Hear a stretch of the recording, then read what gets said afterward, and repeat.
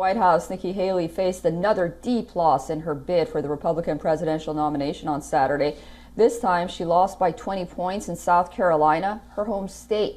Yet a day after the defeat, Haley campaigned in Michigan, a state that will see the crucial Republican presidential primary on February 27th and March 2nd, defying calls from South Carolina Republicans to exit the race. Haley traveled Sunday to Michigan, which holds its primary on Tuesday. Speaking in Troy, Michigan, Haley reiterated a key theme of her campaign: the age of both her rival Donald Trump as well as President Biden, who she says are way past their prime. Take a listen.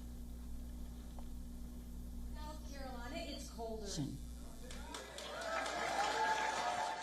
70% of Americans have said they don't want Donald Trump or Joe Biden in this next election.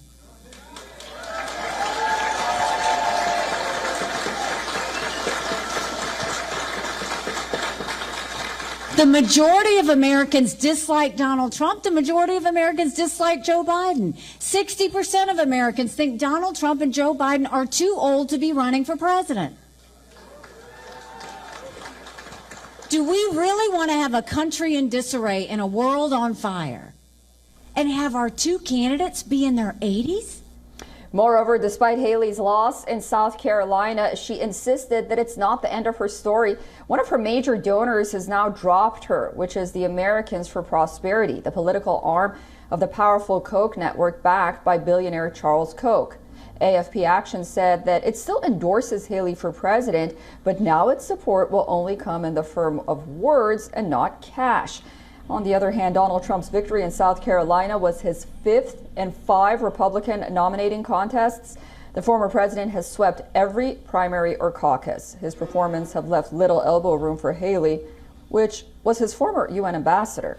According to his advisors, Donald Trump's campaign plans to treat Nikki Haley as irrelevant. They argue that attacking her further will only drive more coverage of a candidate who has no clear path to the Republican presidential nomination.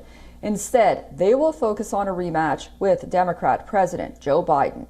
For her part, Haley defiantly vowed to press on to Super Tuesday on March 5th, when voters in 15 states and 1 U.S. territory will deliver 1/3 delegates to the Republican National Convention, which will choose a nominee in July. For all the latest news, download the WION app and subscribe to our YouTube channel.